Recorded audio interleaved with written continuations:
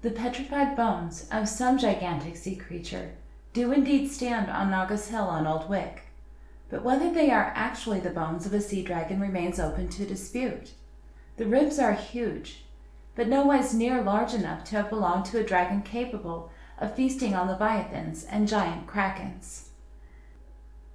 Hey everyone, Crowfood's daughter here, and if you clicked on this video, you have reached the Disputed Lands. I've returned with another video essay, and as promised, we will be discussing Naga's bones. So Naga's bones. This is something that comes up in the forums every so often. In A Feast for Crows, we learn about Naga's bones. It is a sacred place on Old Wick, with both religious, cultural, and political significance.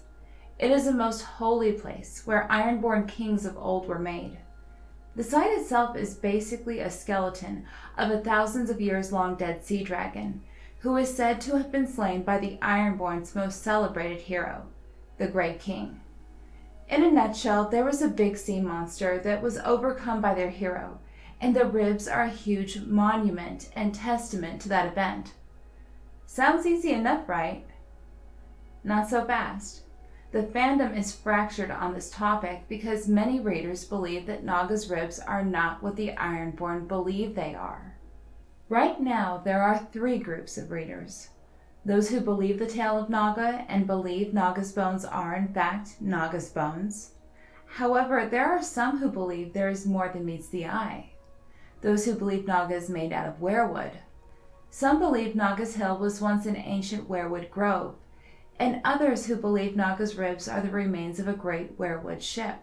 So there are a few options out there, and if you haven't thought much about it, we are going to go over what we currently know. So let's take a look at how Naga is first described. On the crown of the hill, 44 monstrous stone ribs rose from the earth like the trunks of great pale trees. The sight made Aaron's heart beat faster. Naga had been the first sea dragon, the mightiest ever to rise from the waves. She fed on krakens and leviathans and drowned whole islands in her wrath. Yet the Grey King had slain her, and the drowned god had changed her bones to stone, so that men might never cease to wonder at the courage of the first of kings. Naga's ribs became the beams and pillars of his long hall, just as her jaws became his throne. For 1,000 years and 7 he reigned here, Aaron recalled. Here he took his mermaid wife and planned his wars against the storm god. From here he ruled both stone and salt, wearing robes of woven seaweed and a tall pale crown made from Naga's teeth. So there you have it. According to the books, Naga was a sea dragon, which makes sense that the Ironborn would have some mystical and fantastical sea creature connected to their myth, as they are a seafaring culture. We are aware that flying dragons are very real in this storyline, so having a sea dragon which lived thousands and thousands of years ago is not outside the realm of possibility. We even have the wise sage Old Nan, who makes mention of sea monsters in her stories. She chewed on her lip, hoping. If I had wings, I could fly back to Winterfell and see for myself. And if it was true, I'd just fly away, fly up past the moon and the shining stars, and see all the things in Old Nan's stories, dragons and sea monsters and the Titan of Braavos. Additionally, something that our writer likes to draw from is mythology. And throughout Asia, there are myths and legends of deities called Nagas. They're depicted as great snakes and even sea serpents. So having a sea dragon within the storyline called Naga makes quite a bit of sense. But what gives some readers pause is this line. On the crown of the hill, 44 monstrous stone ribs rose from the earth like the trunks of great pale trees. This statement was actually mentioned earlier by Victarion in the Iron Captain chapter of A Feast for Crows. The wind was blowing from the north as the Iron Victory came round the point and entered the holy bay called Naga's Cradle. Victarion joined Newt the Barber at her prow. Ahead loomed the sacred shore of Old Wick and the grassy hill above it, where the ribs of Naga rose from the earth like the trunks of great white trees, as wide around as a drachman's mass, and twice as tall.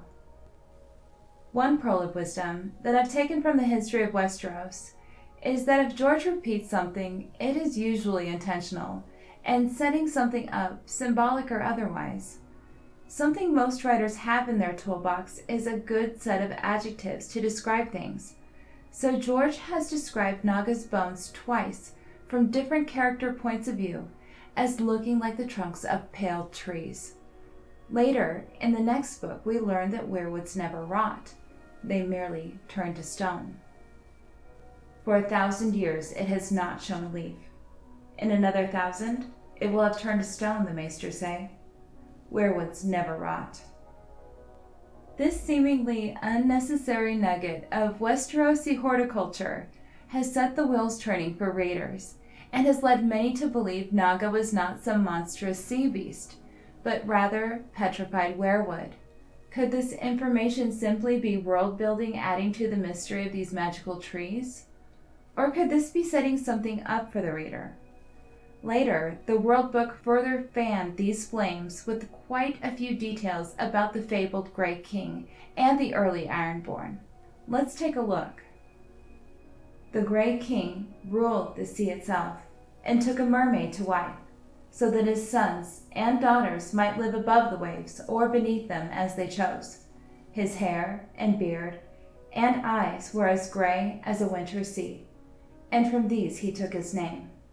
The crown he wore was made of driftwood, so all who knelt before him might know that his kingship came from the sea, and the drowned god who dwells beneath it. Wait a minute.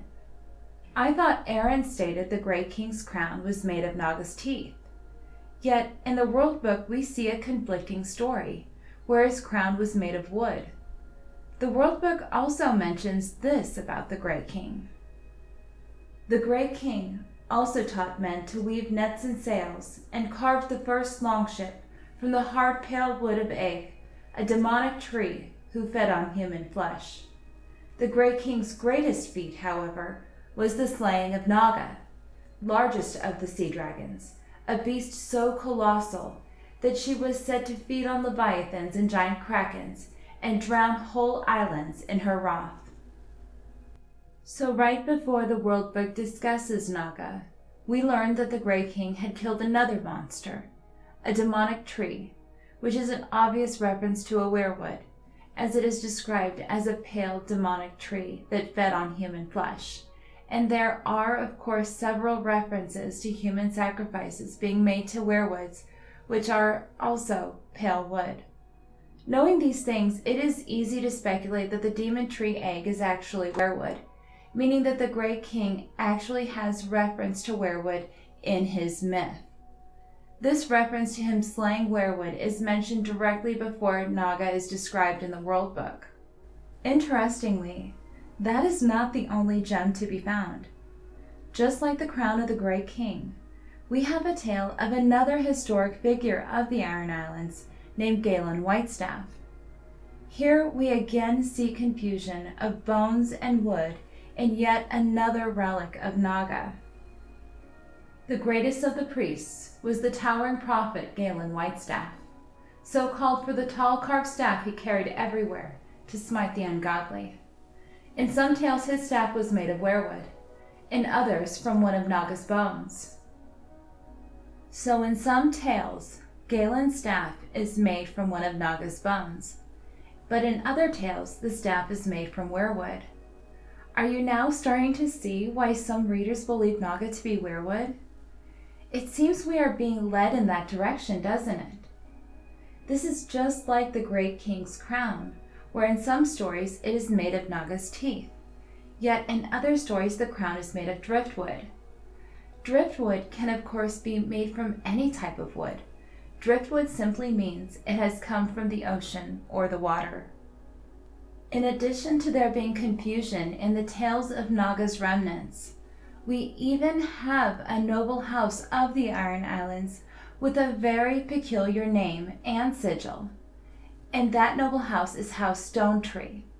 And the sigil device is just that, a tree turned to stone.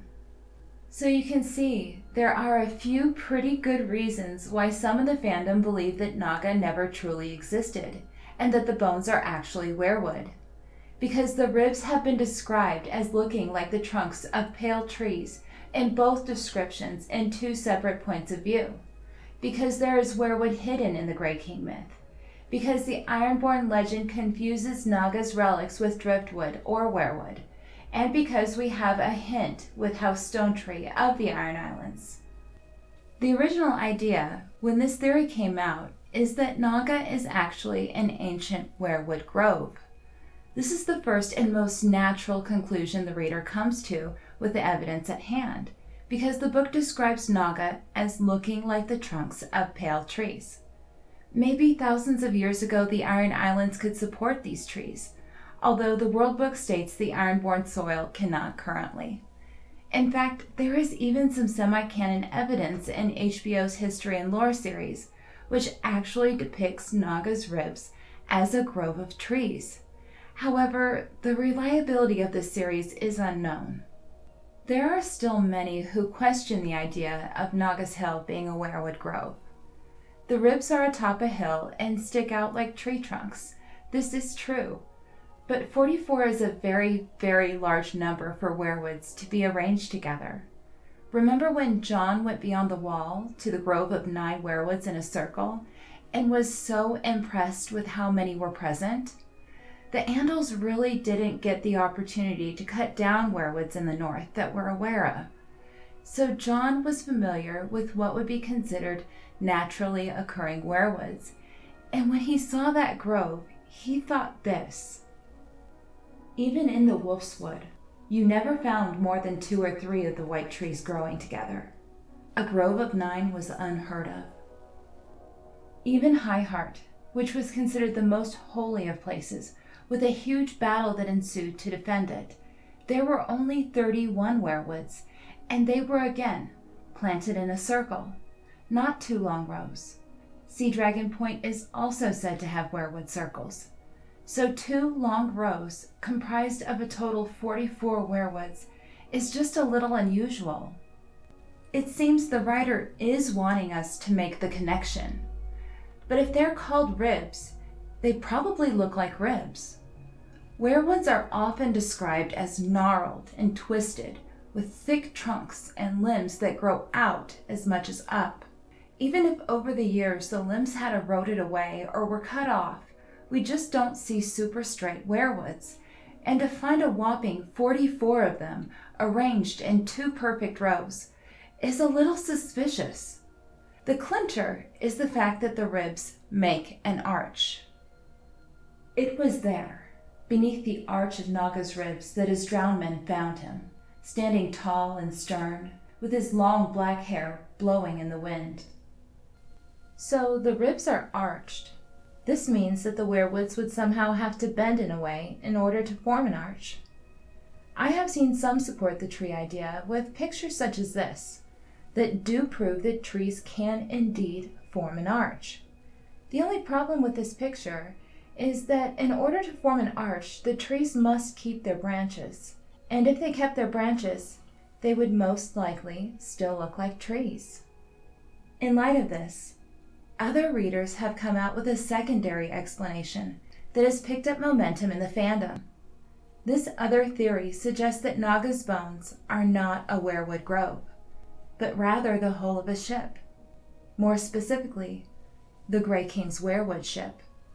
Let's take a second look at the Iron Captain chapter where Victorian is describing Naga. Ahead loomed the sacred shore of Old Wick and the grassy hill above it, where the ribs of Naga rose from the earth like the trunks of great white trees, as wide around as a dromond's mast and twice as tall. So not only does Victorian liken Naga to great white trees, but he also likens Naga to a great ship. Imagine for a minute if Naga was in fact a ship made from weirwood. This is pretty easy to do because that is exactly what the Grey King is said to have done, make ships out of weirwood, which is something mentioned directly before the tale of Naga in the World Book. So there were actual werewood boats already laid out in the Grey King myth, which many would argue is merely putting two and two together. This would explain why there are so many ribs placed neatly in two columns. A grove of werewoods could not accomplish this symmetric display. However, the remnants of a boat could easily be mistaken for ribs. A ship's structure actually takes on the marked resemblance of great ribs once its skeletal frame is viewed. In addition to this, if you start to consider the idea of Naga being a ship, some symbolism in the books will start to pop out at you. Remember that in A Feast for Crows, Victarion compares the ribs not only to white trees, but also to a dromond's mast. One thing that you might not have caught is that earlier in A Feast for Crows, the ASoIaF chapter actually makes mention of a dromond washing ashore and turning to stone. Basically, we get some imagery of ships turning to stone before we're privy to learning about Naga. There is also a clue about sea dragons being symbolized as wrecked boats when Theon reminisces about the ruin of Lordsport after the Greyjoy Rebellion. When last he'd seen Lordsport, it had been a smoking wasteland.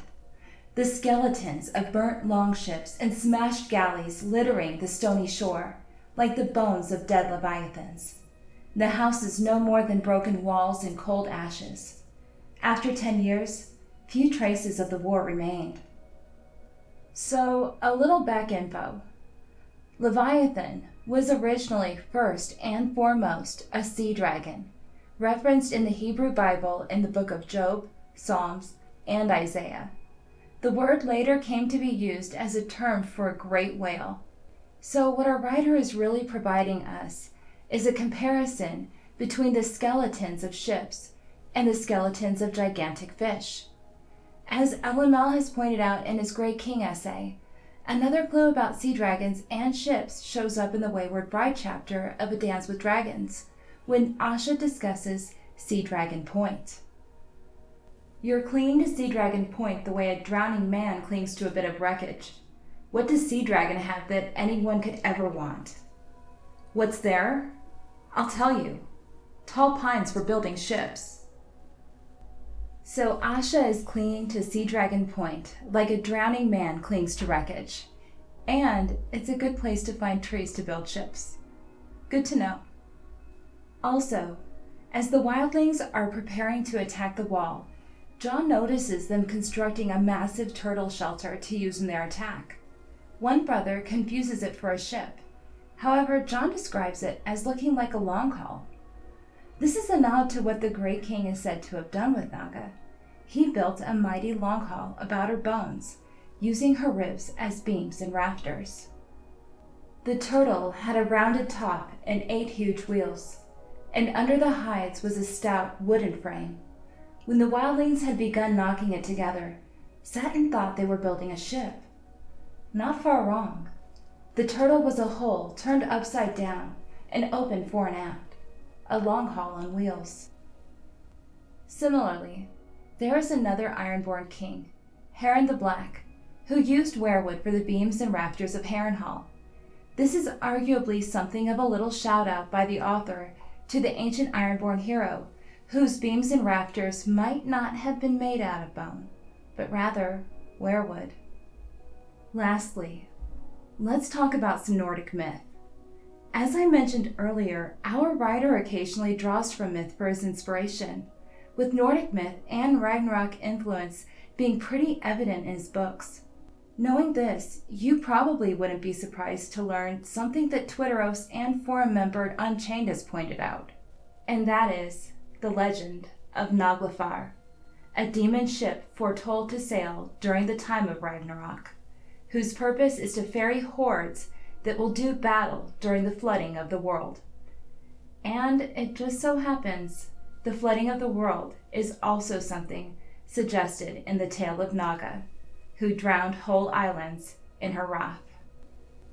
In addition to all of this, the Ironborn themselves are also loosely based on Vikings and Viking culture, so you might be interested to know that Vikings were kind of known for making their ships look like dragons. Their vessels were called dragon ships by their enemies, such as the English. This is because Viking ships often portrayed a dragon-shaped prow, which allegedly protected the ship and its crew. Even in the HBO Histories and Lore video I have linked previously, the ship the Great King was sailing also pays homage to this dragon-shaped vessel. In fact, you could say he was riding a sea dragon. So in summation, given everything that we've discussed, you can see how the fandom is somewhat fractured when it comes to Naga. Was he a sea serpent? Or are the bones weirwood? Is it a grove of trees? Or the framework of a ship? I personally subscribe to the ship origin for a number of reasons, which I will discuss when we delve deeper into Ironborn myth and legend. Well, that about wraps things up for today. I plan on doing a video on some surprising things about Balor the Blessed very soon, but I made a little discovery the other day and I plan on sharing that with you next. So be on the lookout and make sure to like and subscribe for more content.